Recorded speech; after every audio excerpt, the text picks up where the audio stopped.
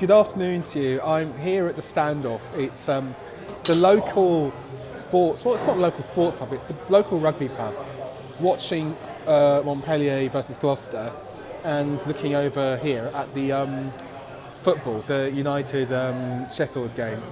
So it's been a week. It's been a long week. I hope you'll forgive me updating you from here. But mainly, all the manifestos are out, and there have been really big movements apart from the Tories, and it's interesting just sort of how they've lived up to their being conservative. The main thing from the Tories is what's not in there. There's three major policy sort of signatures that I could really mention, but apart from that, it's all been rather quiet, and that suits them. When you're leading by 19 points, it makes sense to just do whatever you're doing and not actually to really make any big bold changes. Now, the campaign's still going on. I think we need to wait for more polls, and I really don't know how they'll work out the selection. I think people generally are too distrusting of the polls. I think that the polls were actually closer to getting it right in 2017 than many people realise. But methodology changes, and so does turnouts, and so do the people who are voting. This voter registration drive in the next 2 days is vitally important. I would say for Labour, there has never been a more important voter registration drive. I think if they can sign up, or if they don't manage to sign up close to 500,000 people, they could lose the election on this. They easily could.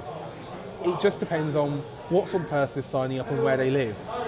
Labour has the policy, certainly, to drive up base turnout to an incredible level, but they must do it amongst the youth, and they must do it in a spread of places, and those places increasingly are all leaning towards the Midlands and the North, and it has to be there that they fight this election. For the Conservatives, it's just to do the same as they've always been doing. And it doesn't matter if they lie or not, and they've been lying a lot. It doesn't matter whether they bumble up their figures. It doesn't matter even if they just continue with an extreme trolling and misinformation campaign, which many have accused them of doing, and I think they have done it sometimes. They're ahead, and all they need to do is just stay ahead. As for the Liberal Democrats, I think a choice has to be made now between most conscientious Lib Dem voters and most of the basically machinery of the Lib Dems is, are we willing to take a Tory majority? And is there anything that we'll do to stop that? Because if there is a Tory majority, it will take us out of the European Union by hook or by crook, and it will be at least 10 years before we are even thinking of rejoining. It will be that, it's that simple and that stuff.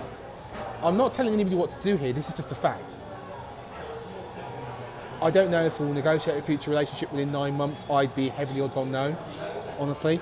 I don't know if we'll even sort of have this deal. The Tory majority will approve it, but I don't know if the EU will necessarily accept what we ask for in the future relationship. That's not a given, by the way. There's 27 parts to negotiate with. But this election basically is the crossroads for our country.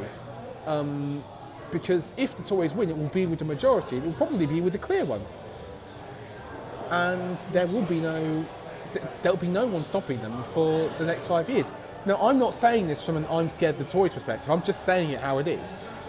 One party can win a majority here. It is the Conservatives. And they all control the destiny of Britain for the next 5 years. And that is an eon in today's times. It's an eon. No party has really had that sort of power basically since Blair, in probably his second administration. So, yeah, that's basically it. It's a crunch time. But then again, there are, I think it's 18 days left until polling day, and an awful lot can happen.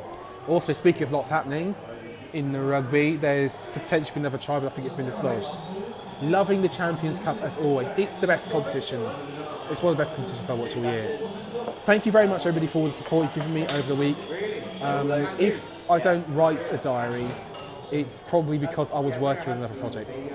But for now, ta-ra, and thank you, everybody. Oh, and this is to Dave Stewart, who has been absolutely tireless. A shining light at Star, and a brilliant worker, and a true friend. To David, and to you, thank you.